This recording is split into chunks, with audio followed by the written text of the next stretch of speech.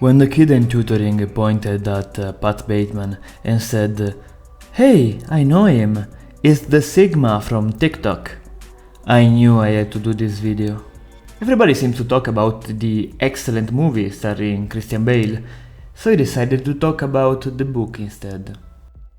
Right away, the book is slightly different from the movie. The order of the events is not the same, the book is more violent, and the focus is more on Patrick's everyday life than on his supposed murders.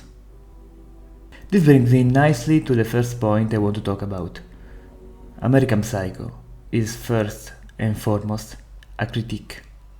A critique of the happy society that fits well in the modern era. The superficial fake life of the social networks reflects the life of the American upper class in the 80s.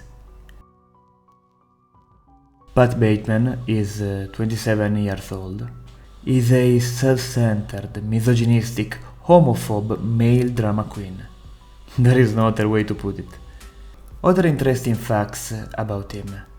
Bateman described the Gay Pride Parade as a Halloween parade. Bateman loves shallow pop culture. Bateman loves shallow pop songs. Bateman is condescending with anyone he thinks is below him. Bateman is jealous and petty with anyone who thinks is above him. The world he lives in is populated by tall, handsome men with tanned skins, perfect haircuts, perfect work attires, and perfect fiancés. All of them tall, blonde, and with big fake breasts. And it's hilarious. At page 83, Batman meets a young, good-looking homeless girl. Ready to bask in the sense of superiority he always craves, he approaches the girl and puts $1 in her cup. It was a cup of coffee, and it was full. And the girl was no hobo. She was a college student taking a break in the park. Bateman feels like a complete idiot. That's the comedy in American Psycho. Everyone is so detached from the life of common people, human life I dare to say, that their behavior results completely absurd, ridiculous, yet oddly entertaining for the reader, that has the chance to spy into the life of these hollow, bored, superficial yappies. Here is 3 facts. Guess which one is in the book? Bateman has an erection while listening to Bono in a live concert of the U2. Bateman meets Tom Cruise in an elevator and is so starstruck that his nose starts bleeding.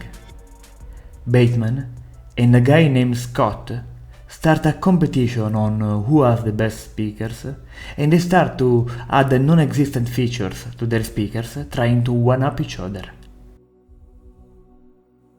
You guessed all 3 of them? You are absolutely right. Bateman is such a ridiculous character, and the more he takes himself seriously, the more he appears to us, the reader, as a buffoon. Is the mousse applied on my hair the correct one? I might miss an episode of the Patty Winters show. I can't go out tonight without my manicure. He is not masculine at all, and suddenly I get why today is associated with our average fitness influencer. He represents a kind of weak, insecure, feeble man that needs status, look, and an established male social circle to develop an identity. Don't let me get started on Bateman's inner social circle. All the male characters in the book are ridiculous man-child, arguing about what's the best pizzeria according to Donald Trump, getting stressed over the most mundane things, and acting petty revenges over minor disagreements. The pettiness is off the charts in each and every interaction of the main cast. The comedy sprouts from this though. Yuppie behavior, male behavior, at its finest. It shouldn't be funny, yet it is. For a while, Ellis expertly switches the tone midway through the novel, and these little instances of materialism, of blunt, dumb, childlike behavior become terrifying hints of something more sinister behind the scenes. The obsessions, The little OCDs of Bateman stop being oddly funny and become repulsing as his dark side starts lurking behind the corner. American Psycho is a critique. American Psycho is a comedy. American Psycho is an horror novel. Before talking about the horror elements of the novel, we shall set some things straight. Bateman doesn't kill randomly. Well, at first he doesn't. In the book, the first time it's implied that he kills somebody is out of stress. An obnoxious date that insists on going to a live event where her former boyfriend will play. Bateman, of course, doesn't like the idea. He doesn't like she despised the Arcadia and lamented that they didn't go to Dorsia. And he doesn't like she asked again to go to the concert afterward. We see Bateman reacts violently, sometimes only verbally, in similar situations. A bartender didn't accept his tickets for free drinks. He threatens to kill her behind her back. The owner of a dry cleaner wouldn't accept his blood-stained sheets. He verbally assaults her. His fiancée starts talking about marriage. He retorted love to bring an AK at the ceremony. A sinister undertone that surfaces every time Bateman is stressed. As if violence is the only human response Bateman can manage at the attacks, at his fucked up system of values. Each and every time his status, his decision, his plans are put into question, Bateman gets stressed. Each time he gets stressed, he kills. It's still a critique at this point in the story. The real monster is the society, right? Well, it doesn't last long. Subtle recollection of violent rapes of the past at page 90. Malicious daydreams of horrible tortures at page 92. Then the first homicide that is explicitly shown to the reader. The killing of a poor homeless man, just like in the movie. But in the book is more vicious, cruel, with Bateman stabbing both of the men's eyes and then cruelly torturing the man's dog. By the end of the novel, Bateman kills out of boredom. It is not about society anymore. It's about a man that didn't really develop an individual identity and uses violence to compensate. As he states, I'm only imitating reality.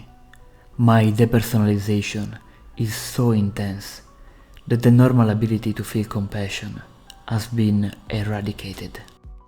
His answer is the only things he knows: murder and brutality. But wait, didn't I say the supposed murders of Pat Bateman at the start of the video? The book gets tricky near the end. Bateman is a terribly disturbed person. We already guessed he could be at the very least a violent psychopath, as the title suggests, but we also start to realize that he is an unreliable narrator and he suffers from hallucinations and paranoid fantasies. The Patty Winter Show, which he religiously watches before going to work, sounds less and less real with each episode. His physical feats sounds more and more thrilling each time. 2,000 crunches, 3,000 push-ups. His crime starts happening in broad daylight, with no witnesses even in the center of the city.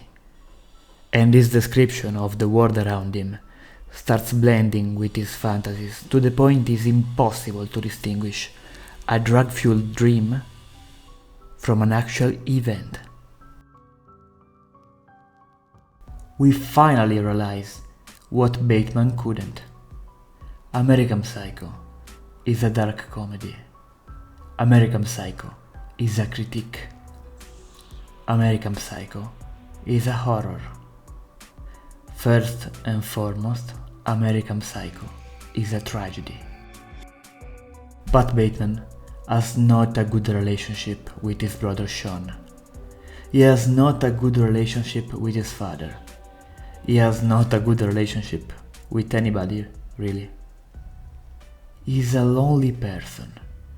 A violent, misogynistic, cruel, full of rage, lonely person that desperately wants to be noted and wants to affirm himself. The joke is, no matter what he does, he cannot and will not achieve this. He will not escape the higher class. He will not escape his father and brother's shadow. He will not lose his job even if he doesn't work a single day a year. And if we go by the theory that the crimes actually did happen, leaving clues would not get him caught. Getting more and more reckless wouldn't either, and straight up admitting his crimes to another man would not have any effects at all. The final image of Bateman is one of an extremely depressed person.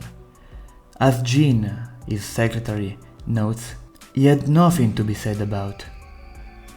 Bateman answered, "I know, but it's tough to smile these days. I'm not used to, I guess." Bret Ellis wrote this book to talk about a work experience he had in his 20s. He had everything a young man could possibly want to be happy, and yet he wasn't. Just like Bateman. That is why American Psycho is a tragedy. It's a story about severe alienation, self-loathing, and loneliness, with an unlikable protagonist, and yet themes that resonate with people to this very day. Just don't be like Pat Bateman. Bateman is a prisoner. He wants to escape himself. He wants to be acknowledged for the maniac he really is. Yet nobody sees him for what he really is. 'Cause nobody really cares. That's his punishment. That's his very own personal hell he would never ever escape. This is not an exit.